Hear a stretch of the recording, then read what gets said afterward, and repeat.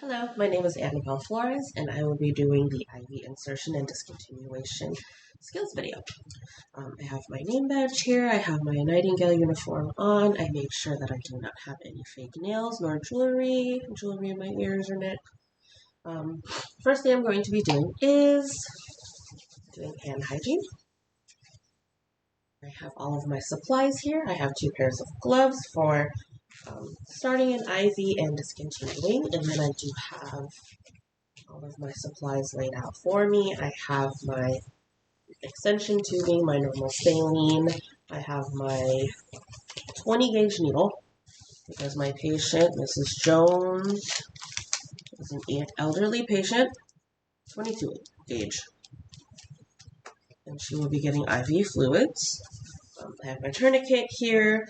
I already removed the initial tape from here, so I can have that ready for me on the side. I also have another piece of tape here, so when I secure the tubing. I have everything that was in my IV starter kit laid out here. That way I'm not fumbling around. Okay, so first thing I'm going to be doing is priming my tubing. So I removed the caps, and I want to make sure that I am keeping the ends as sterile as possible. I want to go ahead and prime the tubing, making sure that the entire tube is full of the normal saline and not air, making sure that a couple drops come out of the end. Okay, clamp that off. Okay, again, making sure that the ends is being as sterile as possible. Okay, and I'm going to be looking for a vein to puncture. So I want to make sure that the tourniquet is going to be 4 to 6 inches above the actual insertion site. So measure that. This is where I'm going to be performing that. I see it. I feel a really good vein here. And 1 to 2 inches below the insertion site is where I'm going to be anchoring that vein, basically pulling the skin taut. So I'm going to apply the tourniquet. Okay, and I'm going to feel for a pulse distally, making sure that it's not too tight. I would not be able to feel a pulse, and when that happens, that means that the tourniquet is too tight. Okay, so in my IV kit, I want to make sure that I have my iodine. Okay, I'm going to go in concentric circles. That is going from that is going from the most inner to the out. Okay, there's my vein still. I want to make sure I grab my needle. Careful.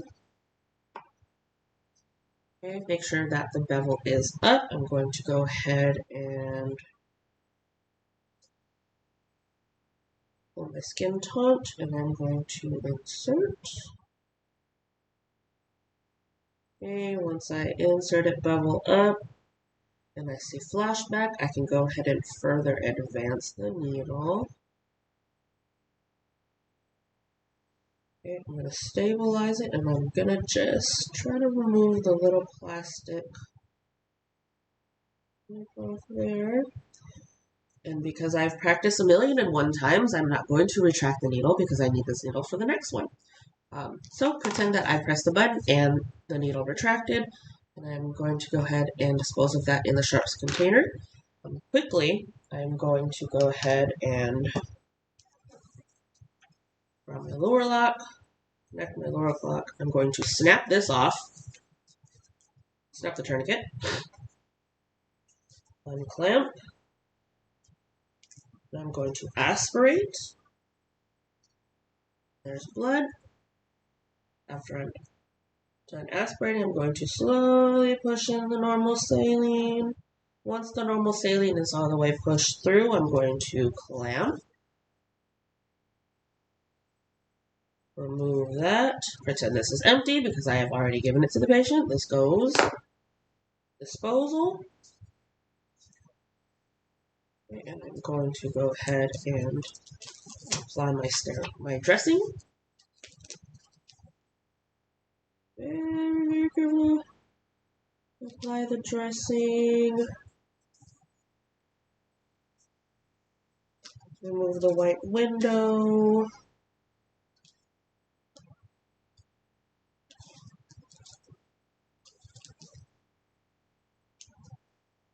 dispose of everything, put everything in garbage. Sticky. I'm going to put this little tab right here on the side. That way I can put my initials, the date, the time, the gauge, and the needle size. My piece of tape here.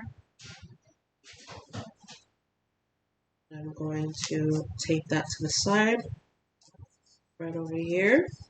Now I want to make sure that nothing is occluding my actual site where I punctured, because we're going to be monitoring that throughout the entire shift. So that is insertion. Again, making sure that my used supplies are being thrown away, everything is being tossed in the appropriate containers. And that is inserting an IV. So to discontinue an IV, of course, we do hand hygiene.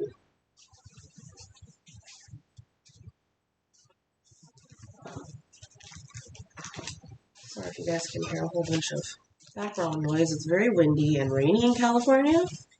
And hopefully I don't get a power outage. Okay, I'm going to put my gloves on. I'm going to look at the site. Okay, it's good. And of course, I have my 2 pieces of gauze here for me. I'm going to go ahead and stabilize that needle. I'm going to carefully remove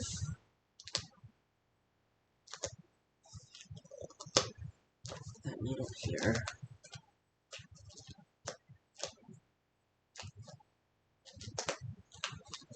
Sorry, Mrs. Jones. I know this is very sticky. With the tape, that should be done. Okay. This guy. Okay. I have my gauze ready for me. I'm going to slowly pull it out. Applying pressure until the bleeding stops, about 30 seconds until the bleeding stops. I'm going to go ahead and assess the needle to make sure that it's okay, it's not bent or anything. Monitoring the length and the integrity of the needle itself. Okay, pressing. I'm going to go ahead and discard this in the sharps container.